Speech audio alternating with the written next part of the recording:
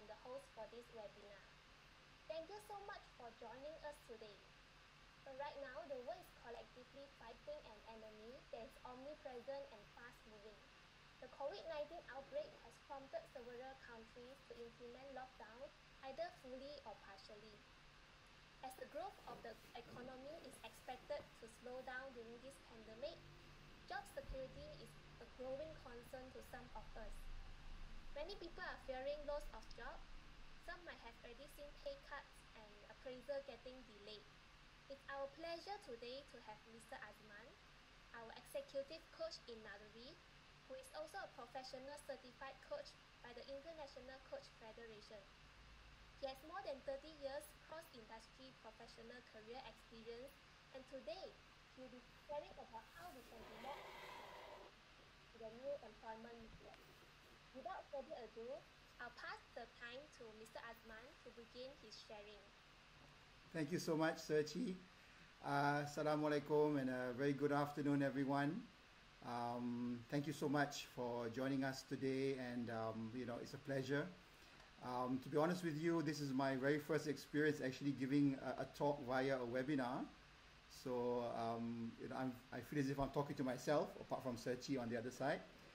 So please bear with me, and I hope we can spend the next hour or so going through a topic which I think is very much close to everyone's hearts. Okay, now just to be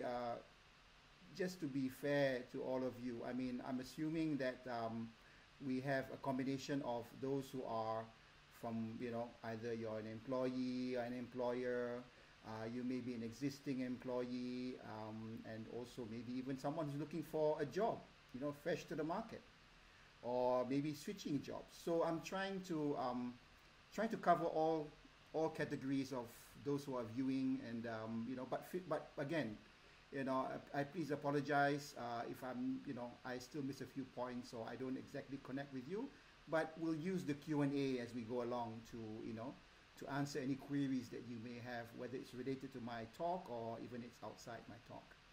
All right, okay.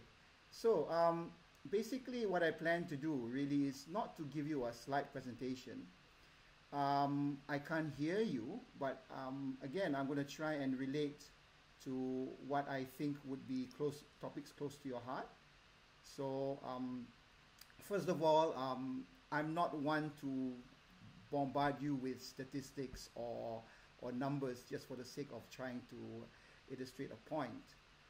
But there are real issues that the market is going to be facing, not just after this COVID era is passing us or we are going by, but to be honest with you, it's even been from before. We've been having so many challenges economically, politically in the country, that the employment market has somewhat become a bit of a challenge to everyone, whether you're an employee or an employer. So I'll be touching on what is the real issues, and then what are some talent considerations that maybe companies, HR, the fraternity is thinking about, how do I manage my talent, more so now in this post-COVID-19 era. And that's from the viewpoint of the employers, but I'm also going to try to touch on what I see as being issues that, specifically those who are in already employment or seeking employment are going to be facing. Okay, good. All right. So it's quite interesting, for some of you, you will maybe look at this era or this period as just like previously. We've had economic downturns, we've had, political changes in government. But I'm going to be frank with you. For those of you who may have parents or elders who have experienced the aftermath of a world war, for example, you'll be able to tell your children and your grandchildren one day that actually I was around in 2020 when the world experienced a global pandemic of this scale. And it hits home to each and every one of us in different ways. And I'm going to share with you a story, a personal story that I had just last night. My son, my second son, this year, he's graduating. In fact, he graduated from the Ohio State University in the US. And it was a, every year, this is a university which has got, it was founded in the 1870s or something. And it's got a long history of tradition. It's the top 6 public universities in the US, history of tradition of having their passing out ceremonies. They call them the spring commencement. Oh, sorry. So as a matter of fact, it was all about his experience going through that. And I want to talk to you today about the agility aspect of why my topic covers on agility. And if we were to talk about agility, first of all, it's along the lines of, how we can be more resourceful and adaptable to changes, as well as how we need to consider moving more quickly and efficiently so that we are adept to changes. And so going back to my story about my son, what actually happened was he graduated this year, and he was supposed to have the graduation in the summer commencement. And every year the ceremony is so huge. It's a great tradition. Students, sometimes the entire capacity of the stadium is filled at like 12, 15,000 people just attending this ceremony, which is held once or twice a year. Yesterday at 12 o'clock midnight our time, unfortunately, they still went ahead with the ceremony, and this was unfortunately held in practically an empty stadium. So you can imagine the change or the experience that the people had to go through. They decided to go ahead with the ceremony, but this is something which shows the greatest impact in our case, my family's case, close to our hearts. After all these years of hard studying, unfortunately, he was not able to graduate in the usual way that all of us experience on such a happy occasion. Okay, so closer to home, we have our own issues. There have been so much talk about how the market has been challenged. There are some statistics which are being shared today, more so in the last month. For example, in the case of SMEs, they predict, or they're already seeing that 30% of SMEs may collapse within the next year. And this is reported by the SME Association of Malaysia. We're looking at situations about employment, where Malaysians in general, we're looking at those who are already self-employed. The Department of Statistics Malaysia is saying 50% of them are already out of work. And that maybe is just the tip of the iceberg. And even more so, almost everyone who are employed, unfortunately, has to face either a pay cut, a salary rationalization, some form of uncertainty around their packages. So 95% of those who already are in employment are experiencing this change, as reported by the Department of Statistics. So this is very, very real. So first of all, what we are seeing now, and we have been hearing very, very consistently, is that most companies are already talking about what can they do to act quickly to protect their employees, to avoid the virus from spreading. Suddenly within this last month, all of us have become so familiar with virtual meetings, the different platforms, the different media that you can actually use, and we learned it overnight.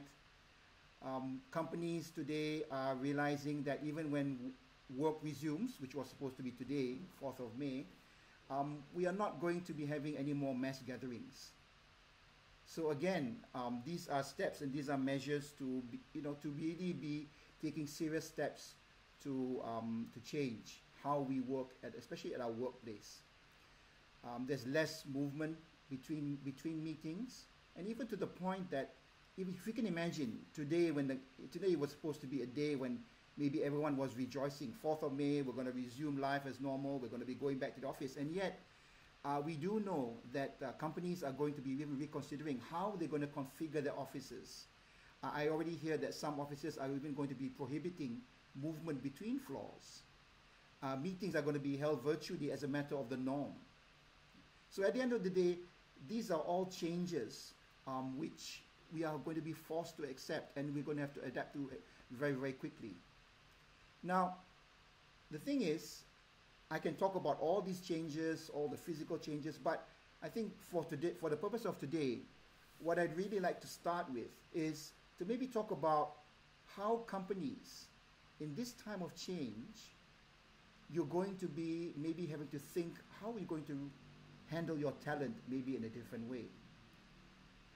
Obviously, there's going to be a lot of pressure to maybe consider right sizing, downsizing, separation schemes, and so forth. But even before that, or even when you're thinking about, okay, what can I do to even grow my existing team? How do I identify, for example, talent? So one way that a lot of us, and from my experience in the past, is not so much as just understanding who can work the hardest, who has been working with us the longest in terms of experience or maturity, but we need to look at them from how they can adapt to change, the agility side of them.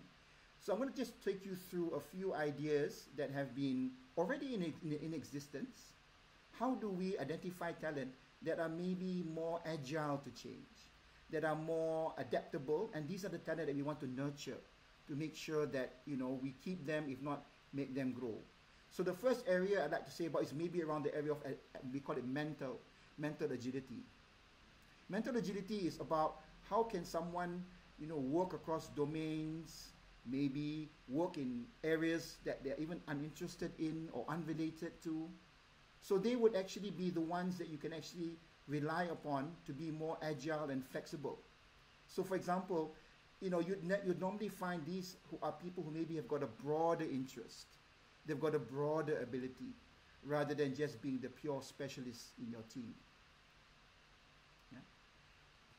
Another type of agility that we look at is how can someone actually be agile when it comes to even interacting in the community in your organization. We call this the people agility. How agile is this person able to interact not just internally but even externally with your stakeholders? So these are traits that people have. Some of it is more natural. Some of it is more, you know, they can embrace it and learn from it by observing others, by looking at how others react in groups of people. So they are able to read people well. They can adapt to diverse groups. And generally, we'd find that they'd be the more sociable. You know, they'd be the ones who are, you know, likely to be the center of focus when people congregate and having chats. They'd be more knowledgeable and more interactive. Yeah? The next one, we call it the change agility. How can someone be able to, for example, not be afraid to challenge the status quo? So if you can imagine, this may be someone who is always willing to raise his or her hand, maybe someone who is willing to ask, you know, pertinent questions. So they'd be more than comfortable to, you know, look for ways how to maybe improve things. Yeah? Improve ways, and not just be one who is willing to accept things as usual. And finally, a key talent trait that we will be looking for as an employer in assessing our people, we call it results agility. So results agility is, for example, someone who knows in these times, they quickly know how to prioritize. They quickly know how to block out the noise, the unnecessary stuff. They are even able to remain focused. They're not easily distracted. So if you can imagine, even in this MCO period when everyone was working from home, they still know how to get the job done in spite of being within limited circumstances. Okay. By the way, you know, Searchy is going to be helping me to pick up some questions as we go along, so we don't have to wait to the very end. But just in case there are any questions, Searchy, I'll leave it to you, or maybe I'll pause, but just a little while longer, just take note of some key questions that may be pertinent to what I'm talking about. Okay, good. All right. Okay. Hi, Asman. I'm not sure whether people can still hear me because it looks quite soft. But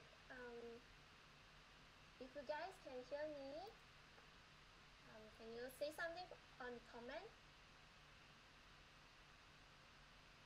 Hi, can you guys hear me? Asman, would you mind to wear the earphones for a while? Oh, sure. Does it make a difference? Yeah, yeah. Okay. Okay.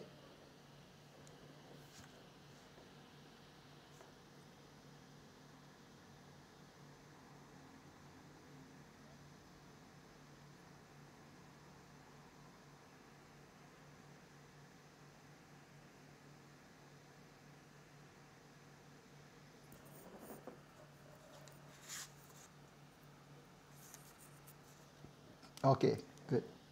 All right. So I just put no questions yet. Okay. All right. Okay. Thanks, Searchy. All right. Yeah, I just thought we just pause just to make sure everyone's there. Okay. So I just talked about agility. How can the HR fraternity in the companies be more comfortable in terms of how they view their talent beyond pure experience and capabilities? Okay. All right. Good. So, which maybe brings me to the next category of people. Yeah, and I'm talking about those who are employed, or you are, seeking employment. It's actually sometimes a difficult topic to talk about because, lo and behold, whether you agree with me or not, you really need to think about this as a real wake-up call. I mean, actually, at the end of the day, whether this has happened to you today, or you've actually had, you're actually still in work. I think you really need to understand, from my experience, that at some point in your life, whether it's as a result of this MCO or even another experience, you are bound to have a career setback. So, yes, this is a global pandemic. We've seen statistics. Maybe it's not affected me yet, but as an experienced consultant, young and old, I have seen at some point in your career, you're bound to have a career setback. Yeah. So this is a reality. I think really you need to think about, okay, if it's going to happen, I need to be ready for any eventuality. Okay, I cannot just go back to the way things are and expecting it never to happen to me. Yeah. So I've even had situations where someone may be closer to their retirement age, for example, and suddenly they are told by the organization, I'm sorry, for our own reasons. Yeah, we need to discontinue your employment again. So you need to find a point where you can find inner peace, and ultimately, you need to find that you actually are not going to be troubled by this. Yes, there will be some emotional turmoil, but if you don't prepare yourself today, you taking or riding on from what we're experiencing now, and you try to go back to way things were, and you assume that it's never going to happen to you, I'm sorry, it is. Likelihood is something's going to happen. Ultimately, of course, it's when you retire, yes. But even then also, you're going to have to adjust to change. Okay? So what I would really suggest to you is, first of all, in terms of this wake-up call, really reflect on yourself. After all these years, or if I'm just starting out, what am I really good at? What am I really, what's really close to my heart in terms of what I like and also what I'm able to do? Yeah, you may fall into the category of an engineer, a technical person, and an economics person, but what really is the gist of what you are all about? what can you really sell yourself for as a person, as an individual? That's the first thing. The next thing is that you really need to think about, okay, if I'm going to go through some change or some wake-up call in the next phase of my career, I need to be prepared for it. And if I were to look at my life in terms of my career, in terms of how I've progressed, maybe it happens every so often, maybe a year, 2, 3 years.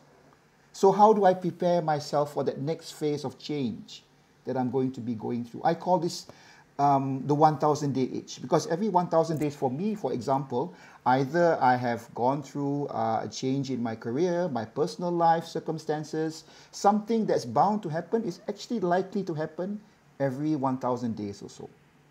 So if you can think out and honestly tell yourself, okay, I really need to plan, I need to prepare, I need to be able to find in myself what am I good at, what I can market myself at, and even what do I need to further develop.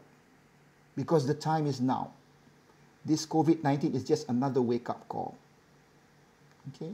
So please, I would like to really emphasize to you, please don't fall into the trap of being normal again, or things are going to be normalized again. We're so used to having this, economic downturns. Don't worry, the government's going to bail us out. I'm sorry. This is about the biggest wake-up call that you're going to experience. Yeah. Okay. So you need to change. You need to think about what is it actually that, you need to show in terms of your capabilities. Maybe you could start by, even in this time that you are maybe working from home, you need to think about my role in my organization. What is it that I'm actually doing that is actually even quantifiable? What am I really contributing towards my day-to-day efforts? Am I just a team member or am I a key member? What happens if I'm not involved in an initiative?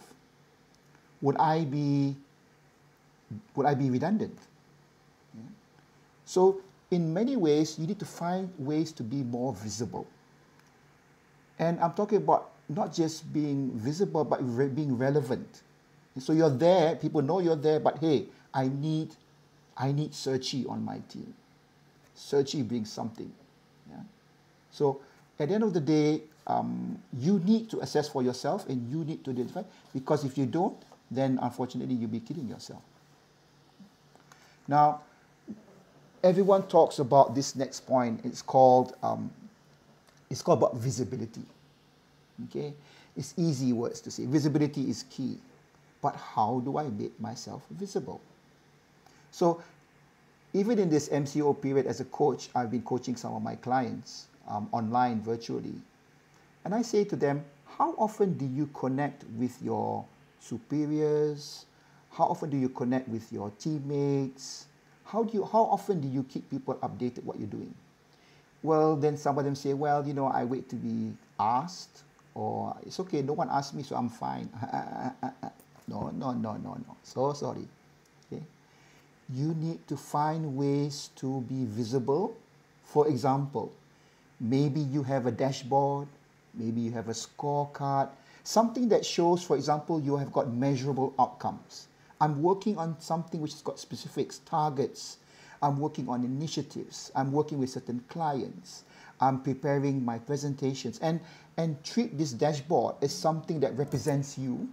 And even if your bosses or your stakeholders don't even expect it from you, do it. Make sure that you have got something. Because if you think that people are knowing what you do and everyone's fine, working from home, how are things? Fine, yeah. But actually at the end of the day, what actually did Azman do? Yeah? Or I lose sight out of sight, out of mind. And you can imagine, these scorecards, these dashboards, you can use them in your update meetings or as a way of representing yourself. And maybe this can even be the benchmark for others to follow. That's a very key way of becoming more visible. Yeah? So again, don't take for granted that people know what you're doing. Your bosses, they are just as busy, if not more busy than you are, to even worry about what you're doing. Yeah? Okay.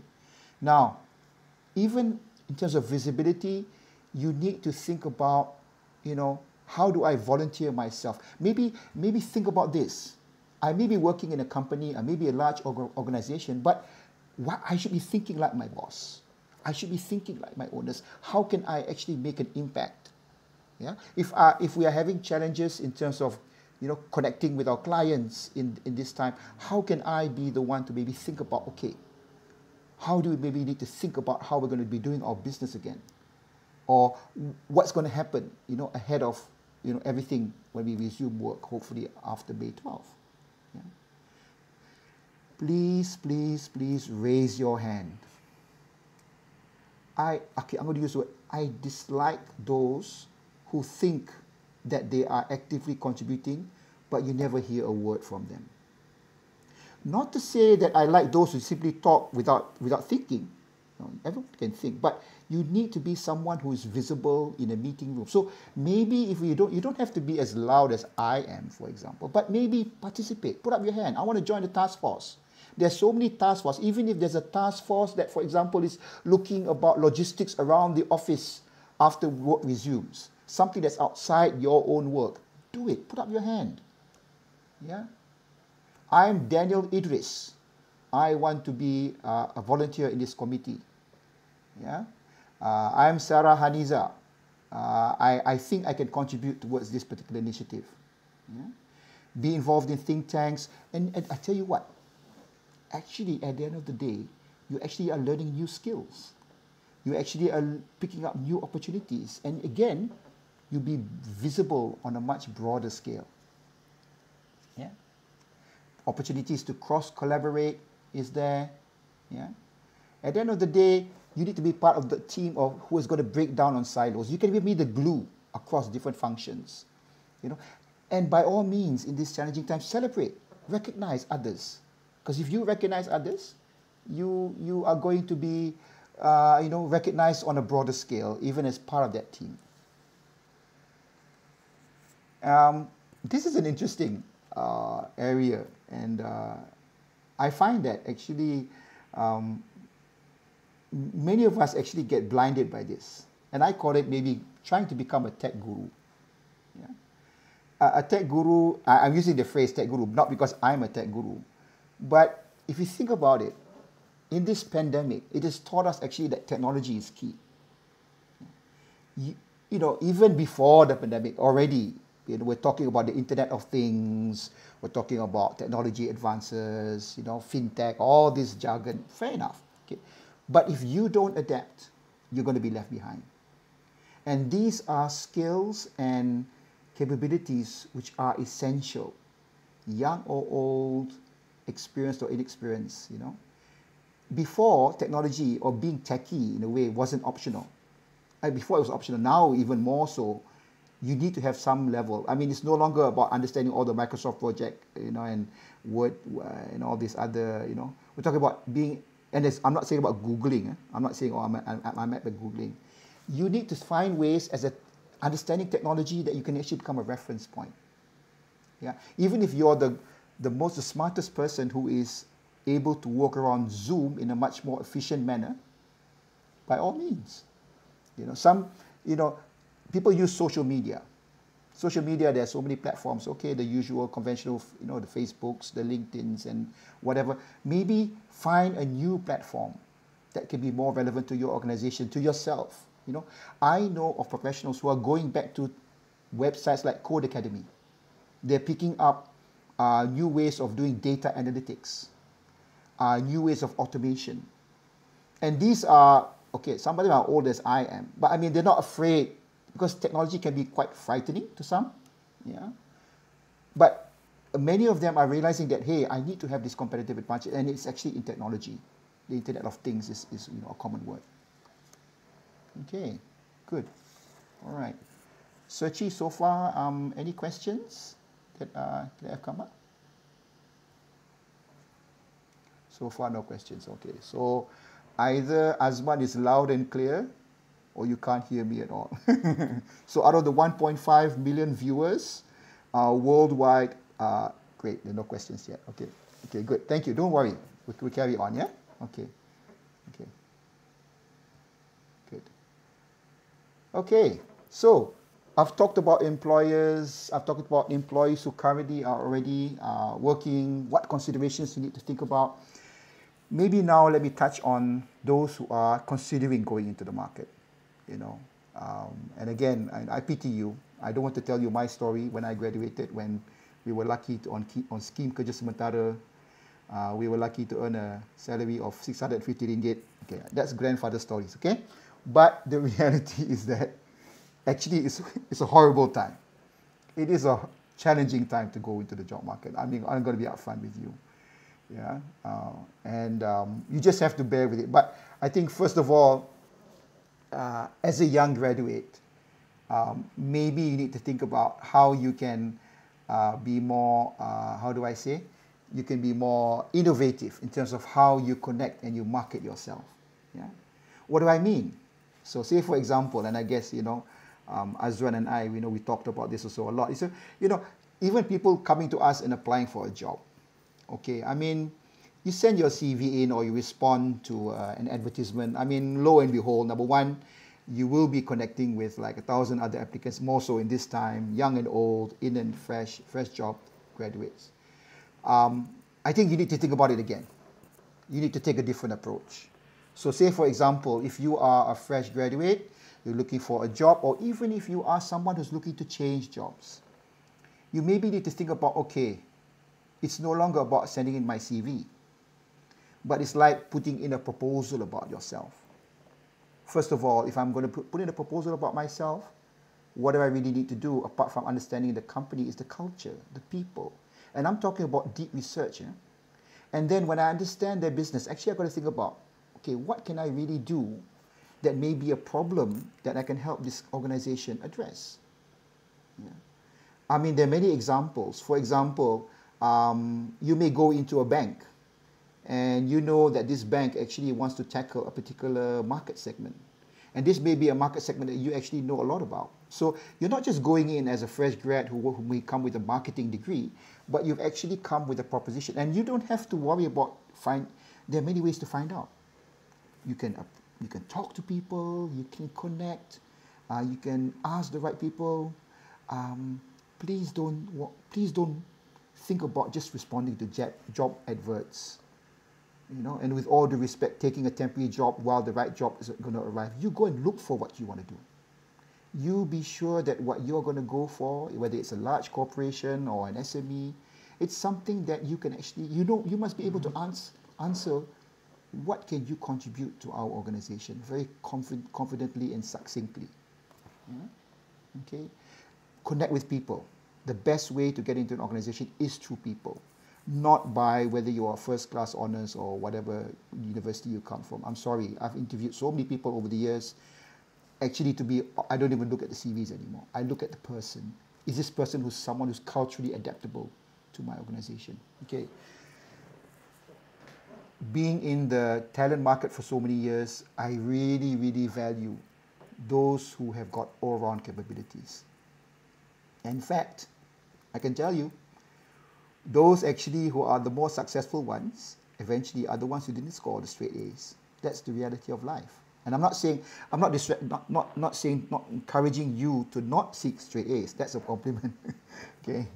But the reality is that, you know, I want to see how these people are street smart, what ideas come to their mind, how they carry a conversation. Is it someone that's going to be capable to gel with my team, even if they come in as a new member, young or old? This issue about adaptability is important from the cultural perspective. How do we engage and how do we interact with an organization? How do we fit in? Yeah? It's like you're coming into a real, you know, some people actually move around jobs because they can't find the right job. I mean, you know, there are many that I have seen who actually just can't fit in culturally with an organization. So study the culture. Is this a fun culture? Is it a very serious culture? Are they very hierarchical? Are they strict about, I mean, you've got to be strict about hours, but I mean, do they work late at night? Is this a culture that I want to be part of? Am I culturally adaptable to this? Yeah. And I really have to tell you, ultimately at the end of the day, this is no longer fun and games. Yeah. If you, for example, are a fresh graduate and you think that, you know, I could get by in university, when you enter the employment life, you really, really have to be serious. You can still have a very pleasant demeanor and be fun, but whatever you do, you got to be serious. I got to be serious about my research. I got to be serious about my connecting to people. I got to be serious about understanding the business. I got to be experienced about understanding the people. I got to be serious about what I want. There's no more shooting from the hip. Okay, and this is where you will stand out. All you really need to do is to get a break. You just need to get that chance to be invited into a conversation. And mind you, these conversations don't actually even have to happen at the office. They could be at a social function. They could be at, at the club. They could be someone that your family knows. Yeah, so take those opportunities, because lo and behold, companies now are going to be selective. I can tell you there are jobs.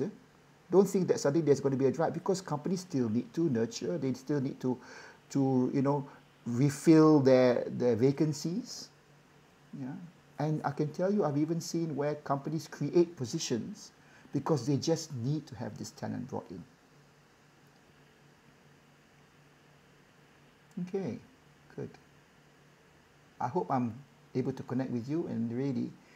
And there's one final part where I think, this is the reality of the world as it's coming to today. Gone are the days where people, number one, started a job and they retired in the same job. Or corporation, I mean, people are thinking about, other things, like we call the gig economy, for example, today. What is the gig economy? The gig economy, yes, essentially sounds like, where people can work on gigs, on temporary assignment, being outsourced. That's quite a rudimentary way of describing it. But I think the gig economy now has evolved to become a bit more susceptible to not just an organization's needs, but even the professionals who participate in the gig economy. So gig economy means essentially that I'm not tied down to any one particular organization, but I'm actually working as a professional employee, maybe for a few organizations at one time, or I'm working on a job with a company for a defined period of time, say a year.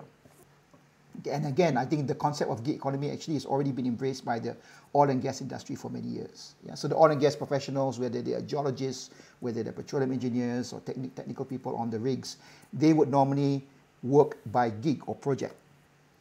Yeah. But the gig economy today is looking beyond just certain industries. They're looking at how they can even take care of the welfare, the insurance, the EPF, the professionalism, and everything about employees who are working on gig economies. So in our country also, it's becoming quite the norm.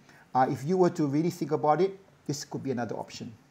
There are organizations out there who manage and who actually are platforms where they can actually help you to be hired. Yeah. And again, this is an option. Yeah. And I can tell you, you'll be surprised that maybe even now the experience working from home, we suddenly realize actually our professional time can be managed in a different way. So maybe a gig economy is something that I can consider with some flexibility. I can always maybe consider that I can have some variety in life. Yeah, I can earn just as much as I maybe am working in an organization. And I think these the economists, the employment market is looking at as an alternative way to carrying large overheads in their organization. They're looking at maybe, hey, hang on a second, maybe I can diversify my talent. I can take some risk. I think risk is going to be an easy thing now because people have got no choice. Organizations have got no choice but to actually right-size their workforce. Okay, all right, good.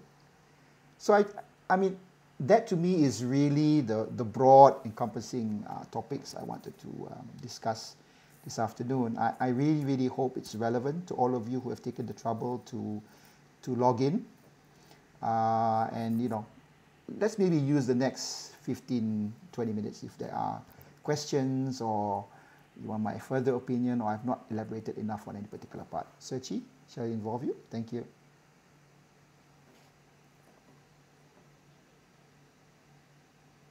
Oh,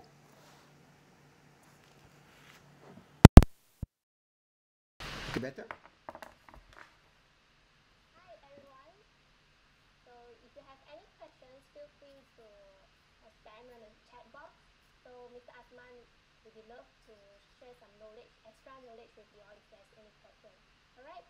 So Asman, so you have one question that's related to what is the most appealing characteristic or must-have trait that employers look for when hiring? Thank you. It's a very good question. What is the most interesting trait? Now, I can tell you, let me just share with you my experience. I can't speak for all employers. You know, for many years, I've been meeting people, and actually, the first and the most important thing is that they have to like you. It sounds broad. So, what do I mean by liking you? I mean, at the end of the day, um, and if you've done your research well enough, the first 5 minutes of having a conversation is the most essential. So, say for example, you're meeting some head of HR, or you're meeting a manager somewhere, and it's not about just turning up and meeting the person, but do some research about that person's background, for example. So let's just say that, wow, this person came from a certain university, or belongs to a certain association, or maybe came from a certain school. Maybe they're fortunate to have come from, like St. John's. I mean, where all the great leaders are born and nurtured. So find a connecting point. And when you meet the person for the dealer with a lot of Tan Sris and Datos, I mean, people who are so high up there, and I'm like so down here. How do I open a conversation? I can tell you, one of my first conversations are, how are your grandkids, Tan Sri? Or how many grandkids do you have? And the moment you get them talking about something so you connect personally. So organizations are looking for people that they like, that can be culturally adaptive. There's someone that they can see is they're going to enjoy working with.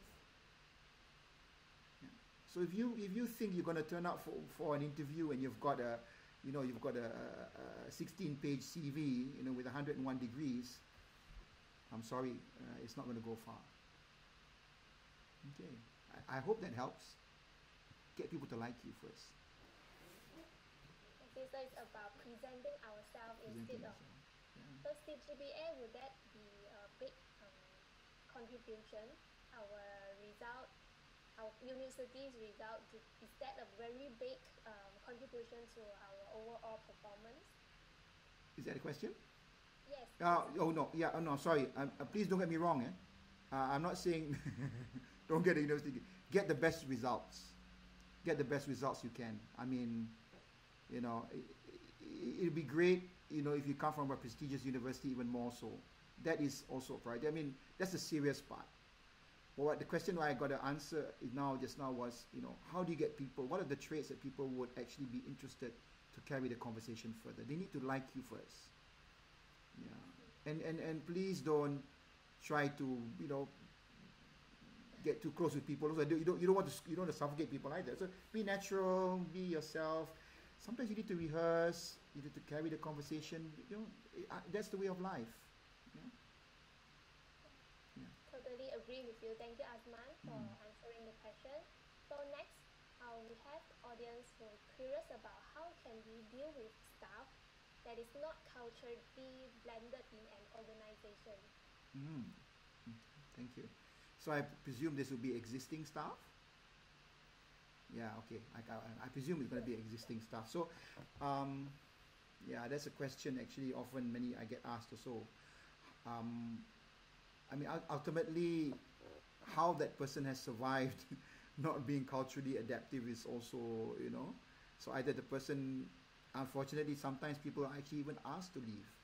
If, for example, they could be the type who are constantly bickering or questioning or finding fault in others. I mean, these are people sometimes they say, well, thank you very much, but actually we prefer that you move on, But I think a lot of the blame, if I say blame or responsibility, does lie with the leaders, because sometimes someone may not be aware that there are issues around them that causes others maybe to have friction with them. So I think as leaders, you really need to pull the person aside and say, hey, what do you think when someone else reacted that way?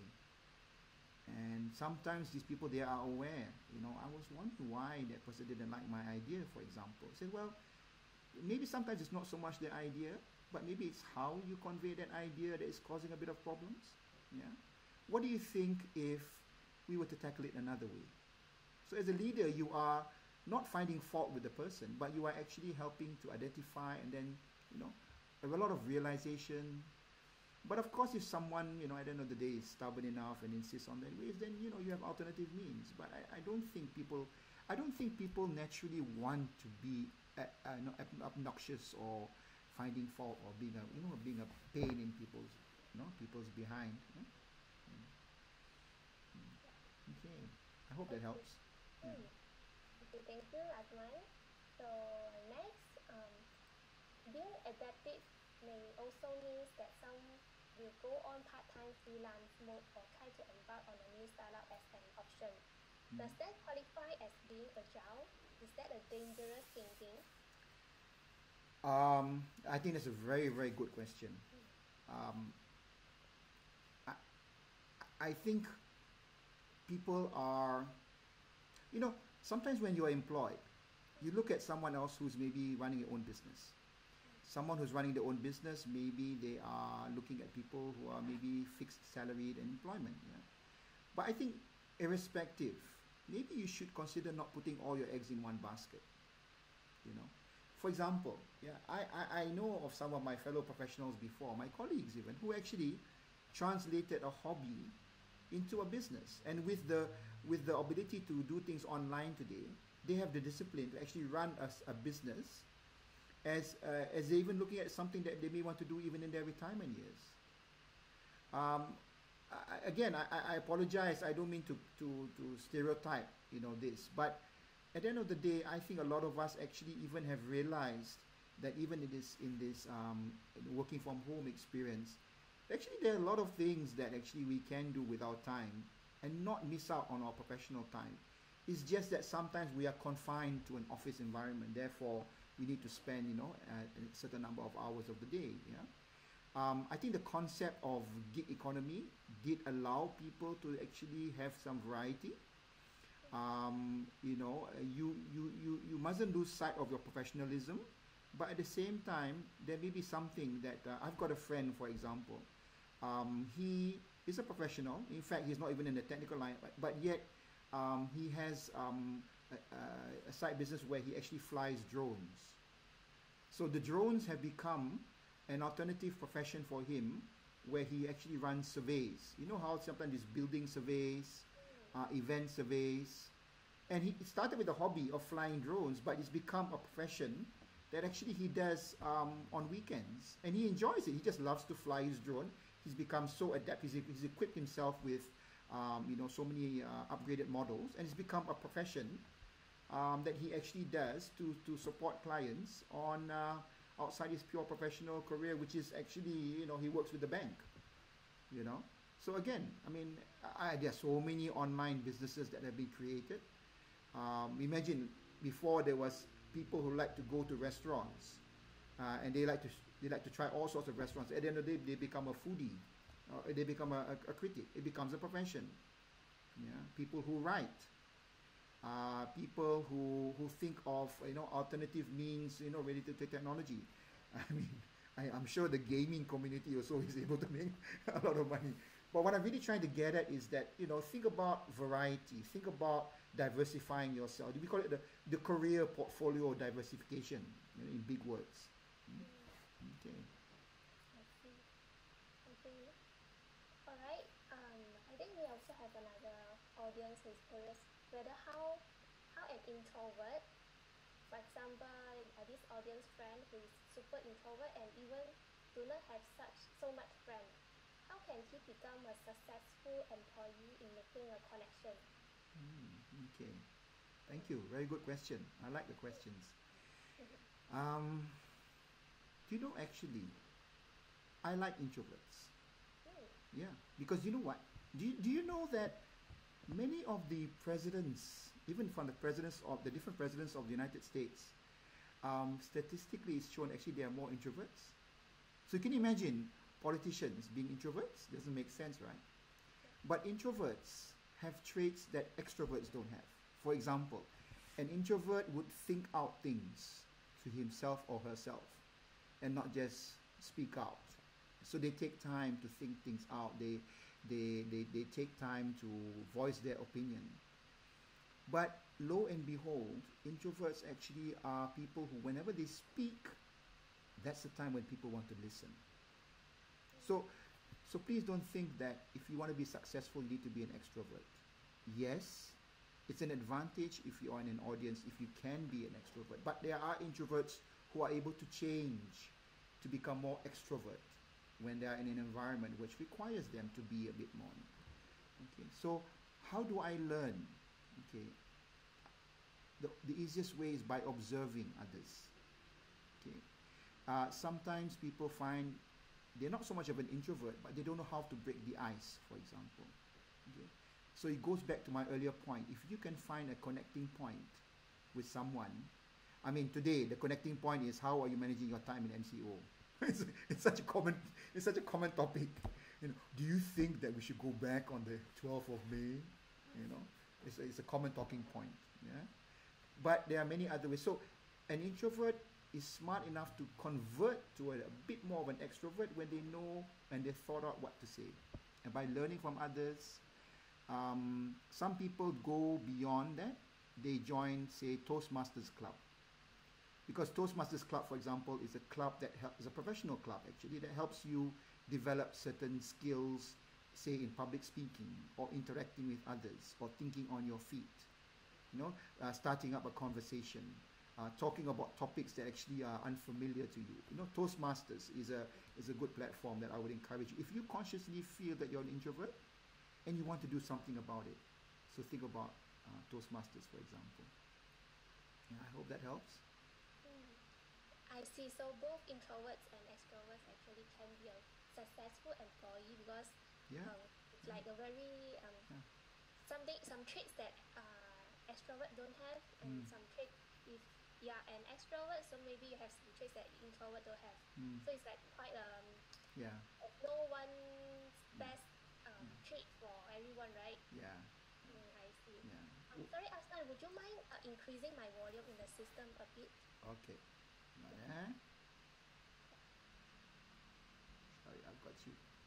Yeah, Hopefully it's better. Yeah. yeah, now it's Okay. better. Good. Good. Okay, thank you. So thanks for all the questions, but feel free to ask more. Okay, so next one we have let's say you have been creative in the way you connect with a hiring manager, like on social platforms. How frequent or how do you follow up before coming across as excessive follow up? Before you categorically be a stalker, is it? I guess so. It's a relevant question. I mean, I don't know. I mean, there's no one standard answer for all. Okay, let's just say if you've applied for a job which maybe has been advertised, the reality is that even if your profile, your CV does get picked up, it normally does take say a week. So if you've actually submitted an application, please don't follow up the very next day, but maybe allow say a week. But let's just say, for example, you've been referred to by someone, and just say that Searchy has been referred to me, by a friend, for example, and I'm considering, it's always good to show your interests by maybe connecting after a few days. So Searchy will say, "Hello, Azman. I just want to let you know that I'm Searchy. Azran referred me to you. Is there any chance that we will catch up for a chat? That sort of thing. Yeah? So make it casual. It's more of how you do it. Yeah. And again, you wouldn't just want to pick up the phone and call Azman, right? You maybe indirect get his number, or you'd say, Azran, can you just drop a gentle reminder to Azman that I'm interested to have a chat. You do it indirectly. It's the how. And lo and behold, people appreciate that, you know. So you maybe drop them a text, and text, I mean, messages are, you know, people tend to reply, no matter how they may not reply then, but they're bound to reply. And on that reply, hi Sergi, yeah, I've got, you know, your good recommendation from you know, maybe let's have a phone call this Friday, sort of thing, you know. Yeah. So it depends on the situation, really, to be honest with you. Yeah. But please, in this case, it was using the example of Serchi and I. So Serchi would actually know about Azman. So, you know, there's so much information that she can either ask Azman about Azman, or she can Google and find out all the things that I may be, you know, involved in or something. So there, again, it becomes connecting points, topics for conversation. So she says, oh yeah, Azman, I know that you are from UEM before. You know, I used to know a certain person who was in UEM. So it becomes icebreakers, you know. Okay, so Okay. just like try to be casual. Yeah. Yeah, that's a good point. I'm going to be upfront with you. No matter how high or how old or how young, people are people. You know, they are human beings.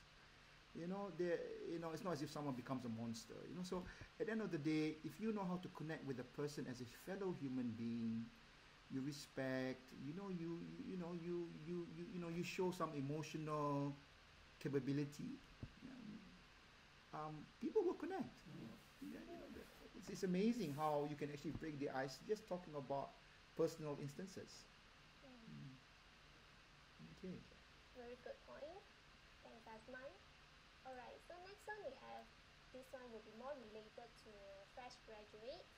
So what one important skill would you suggest for fresh graduate to improve? It's a brilliant question. Thank you so much. Yes. Um, I think what I do find, and no disrespect meant to fresh graduates today, I think it was also a factor in my time. Um, it's really how you convey what's inside here into even a sentence. Some people, I mean, the technical term is articulation of thought. How do how do I articulate something that is in my mind into a conversation? So let's just say, for example, if they were to ask you a simple question, so tell me a little bit more about yourself. You know, so you know that you've just got maybe 2 minutes of that person's attention to tell about yourself. So you're not going to talk about your entire childhood in that 2 minutes, right? You got to find a way to bring that person's attention. So how do you structure the conversation? How do you articulate what's in your mind to get that person's immediate attention? It does take practice, and sometimes we are afraid of practicing. Yeah. So articulation of thought means, for example, if sometimes I've seen employees who are maybe how do I say, they are interviewing someone who comes from, say, a car sales background, and they actually test the person. So tell me a bit more about the models of cars that you have been most successfully selling. And you'll be surprised. This guy may be a car salesman. He's able to sell cars, but when you ask him to explain about the cars that he's been selling, he can't structure sentences. He can't speak. Sometimes I can tell you, they say it's because I don't have a good proficiency in English. I say, no, I'm sorry, it's not because. Okay, so tell me in Malay. They still can't speak. So a key factor, and I can tell you, if you Google TED Talks, and you will observe how general people who are not used to speaking in public, but because they're working on a certain idea or certain technology or whatever, they're asked to speak in TED Talk series. Just observe how they relate, how they add some humor, how they are very precise in the words that they use. It does take practice. It doesn't come naturally to everyone. So again, articulation of thought, susun, arrange, be precise, be simple with your words. Don't try to be bombastic. You know, that to me is a critical technique that you need to learn and master if you're going for an interview or meeting someone. I hope that helps. Would TED Talk something that you recommend to improve our articulation of thought? Yeah. I mean, you know, can I be upfront with all of you? I think now, if you haven't tried to test yourself, if you feel that, Coach Azman is talking a lot of theory here, you need to put this theory into practice. If you're really serious about yourself. And again, I'm not saying it's because you need to worry about your job tomorrow. Because you're going to have a career challenge some point in the future if you've not already had it. So be serious. This is real. So if you need to sign up for a Toastmasters Club, sign up. They're free or practically free. Yeah, but they will teach you so much. I'm sharing some of my own personal experiences. I mean, TED Talks is one avenue. Yeah, but if you think about it, even these professional artists that I see, my kids are watching all these Korean artists. Yeah, but they also are learning how to speak and articulate in a much more professional way so that they will engage with their fans in a certain way. Professional sportsmen, scientists. Scientists sometimes are the worst articulators because they're too technical. So we need to train a scientist to speak in a language which people can understand in a much more simple and faster and efficient way. It's all articulation of thought. I see. Totally agree with you. Thanks for sharing the insights. Very valuable insights for all of us. Thank you. All right. Okay. So next one, is this the right time to make a career move during this current pandemic? What are the two key criteria to consider to influence our decision-making process? So I guess these are two questions. Yeah. So the first one is it the right time to make a career move during this current pandemic? I think put it this way, if you're at a junction in your life and it happens to overlap with this current pandemic, the decision process is still the same. You need to think it out. Okay? So for example, let's just say, for example, there isn't actually an opportunity for you to be part of the rationalization scheme, and you want to take the plunge into maybe trying something on your own. It's not just a matter of plunging, but you need to think it out. You need to plan it out. You really need to put some serious thought. So my simple advice is that if you're thinking of making a change, irrespective of whether it's now, some people may be forced to, then you've got no choice. But if you're thinking of changing, you're contemplating, just make sure that you have contemplated and planned it out as much as possible.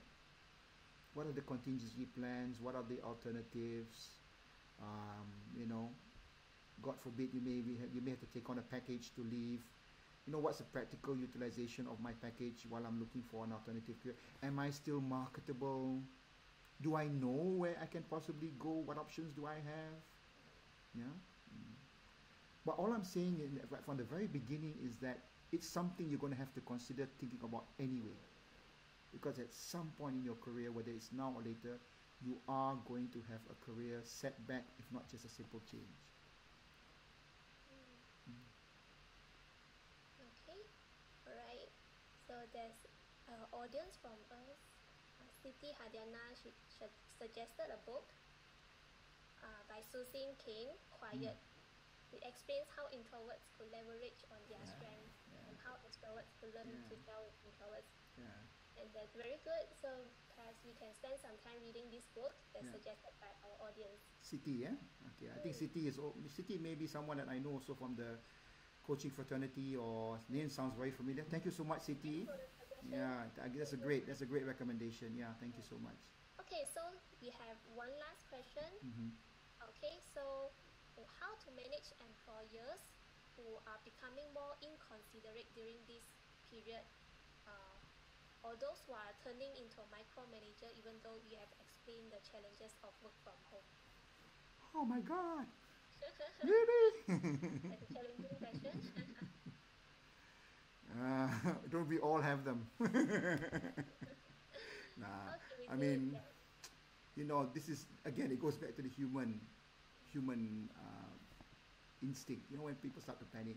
I mean, bosses, a lot of people are under pressure. Just like you've got a boss, they've got a boss. God is the ultimate boss. So, everyone's under certain pressure. But I think if you are having problems with your boss, or your superiors, I think you really just maybe need to reflect and understand them better. Why are they acting that way? Why are they maybe micromanaging? Why are they being suddenly, picky, and for example, I know there's some bosses who are like saying, I'm working hard, but I don't know whether my staff are working hard. Maybe my staff are having afternoon naps every day. That's why I get Azman to host a webinar at 3 o'clock in the afternoon to make sure that they are awake. No, but putting it seriously, if you can actually understand where your boss is coming from. So say for example, remember just now I talked about the dashboard. So rather than you wait for your bosses, if your boss is picky on you and is trying to find what are you up to, do your dashboard. Advise him on him or her Friday afternoon. Boss, these are the initiatives that I've been working on. This is how far I've got progress. Either can you advise me, or can you give me some some direction? How do I proceed? So your boss doesn't have to ask the question. You're already giving him the impression that you are on your tiptoes, and your boss will remember. Because you will be one of maybe the others who are not. You'll be the one who's updating him. Yeah. So use a scoreboard, use a dashboard as an admin. If your boss is picky on you and you think that the boss is being unnecessarily picky, okay, don't start by retaliating. Start by maybe understanding what are the areas that he's picking up on. Maybe he's maybe picking on something that actually is, to be fairness to him, is causing him or her a problem that you maybe not be aware of. So just live with it. Yeah. You'd love to speak to your boss and say, boss, I need you to think about getting a coach like Coach Azman and calming down a bit, Here's his number. You say, what? I see. So it's about No, but putting ourselves in our boss' shoes and then do more communication. Am I correct? Yeah. And actually, even if you were to find an opportunity to maybe ask your boss, you keep on asking me to work on this particular, what is it actually that maybe I'm not still doing it right?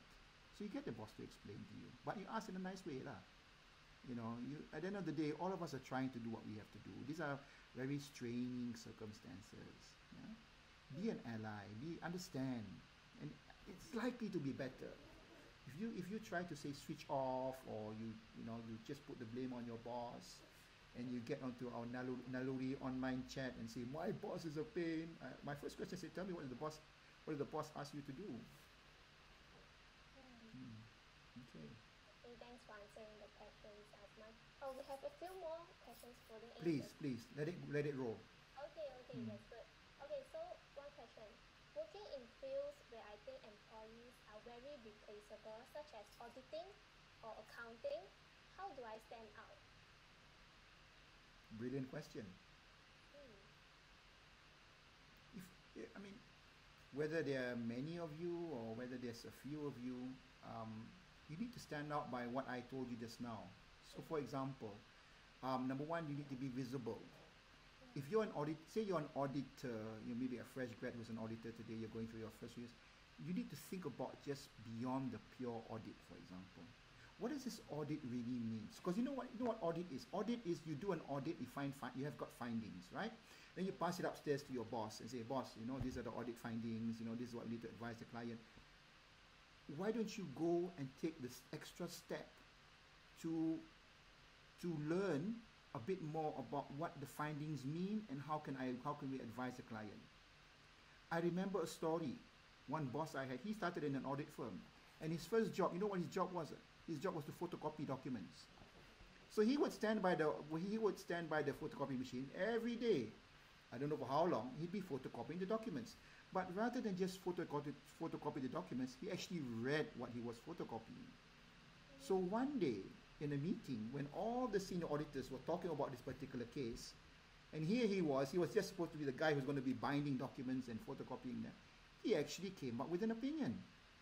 So the senior auditors looked around at him and said, you've actually got a voice? This is a true story, because my boss told me before. So, and he stood out because they realize that this guy, not just, number one, he may have contravened some rules about reading documents without permission, but lo and behold, he had actually had a good idea because he took the trouble to read what he was photocopying. So you may be an auditor or someone in a bigger team, but you need to find ways. Put up your hand, volunteer, all the things I said just now. You need to update. You need to be exceptional. And you don't need brains. I mean, you need brains, of course, but you don't have extra rocket science brains to think this out. There's so much research. There's so much knowledge on 5 tips to become more visible. You can Google it anyway. Yeah. We try to upskill ourselves. You need to be. Yeah. Always think out of the box, right? You have to. I mean, no choice. There's no choice. This is not theory. This is real. Be serious, right? I mean, you can have fun. I mean, I say, don't be like, serious. We call Coach Azmansul, you got to be serious. Hey, be yourself. But at the end of the day, be someone who can really add value. You could be the tech guy in the team. No one can live without tech, right? I need a Fabian in my team. I can't survive without a Fabian or a Jerick. Yes, true. Okay. So, very fruitful sharing from Azman. If Thank it's you. not mistaken, this is the last question we have, okay? Okay, all right. So, being proactive and likable to employer may be seen as a threat to others, such as our teammates or colleagues. How should we handle that? Good point. Remember I had a point just now, one way, remember I said celebrate others? So it's human nature, unfortunately, from Adam's time. People are jealous, unfortunately. So maybe one way of winning other people over, involve them in the recognition, involve them in, I mean, they may not contribute a lot, but you say, hey, I'd also like to thank so-and-so, and he's part of the team, and then, so that person will say, hey, hang on a second, I mean, I value that, You can't run away from the fact that, people will be envious, people will be, jealous, or even, feel inferior to you, but I mean, that's life, As long as you don't let it overcome you, you'll be fine. But I mean, there are ways of, involving others, not taking the glory all for yourself, making it even more successful with more heads. I think, I hope that makes sense. I'm not trying to be idealistic here, but it's real. There always will be people. Avoid people who are envious of you, for heaven's sake. I mean, if these people are more disruptive, just ignore them. Just move away. You live and you work and you breathe with people who are successful. Find the people in your organization who are really, up there and really wanting to really progress. And you mix with those people. Don't mix with the losers, lah. True. Okay, so there's one very fun question. Please. Does it help if you pick up something that your big bosses like to, example, golf or answering Iron Man? Very, very good question. Yeah. No, I mean, we're all human beings, right? So if you pick up golf and you join a group of golfers, including your boss, by all means. But I mean, learn to play golf, lah. Don't muck about, and they invite you once, or a little secret I had. I used to play golf, but I wasn't a very good golfer. But I was very good at organizing golf competitions or golf friendlies. Yeah. And I used to bring my understudies, like my like the Daniels, the Ninas, and the Zaz, and the Buds of this world. These are all the the up and coming stars. I used to bring them along and say, hey, let's organize this. And the directors loved it. I mean, again, I didn't really do it because I wanted to be visible in the eyes of the directors, but I'm kind of like good at organizing a golf competition rather than playing in a golf competition. Yeah, so in a way, it did give me visibility, but I did also play golf, but again, it wasn't my objective. There are many ways to connect. At the end of the day, you can also be someone who lives in the same neighborhood. You may go to the same club. You may have, you may know. I mean, you may even know this person's family, the children, and so on and so forth. Yeah. yeah, yeah. So good, yeah. But by all means, yeah, if it helps and you enjoy it, why not? It's all part of connecting. Mm. So I've heard Aswan commented that I've hired hundreds and I've never hired anyone because they ran also an Ironman triathlon. Yeah. Okay. All right. So thank you very much, Azman, for your sharing. It's really benefited many of us. You're really an inspiration. Thank you so much for the time spending with us, and to our audience, thank you so much for this 1 hour. Okay, so hope you can learn something from our session too. So if you like to talk to Asman personally, feel free to download our app. Go to Play Store or Google Store to download Naluri. Okay, so thank you very much. So we will be ending this session. See you guys next time. Thank you, Asman. Thanks, everyone. Thank you so much. Thank you Bye so much. bye. You can scan Yeah, you you can can scan scan this. Let me just put, QR code here. yeah. Oh, So if you like yeah, to you can download see. our app, pick up your phone and scan the QR code. Yeah. Thanks for joining us. Have a nice day. For Stay those safe. who are fasting, selamat berpuasa. Be safe, everyone. Bless It's Ramadan for you. it's a time that we're still going to be very challenged with our movement. So, but there's so much blessings that we can be thankful for. All the best and nice talking to you all, and thank you for connecting. Have a good day. Assalamualaikum and very good evening.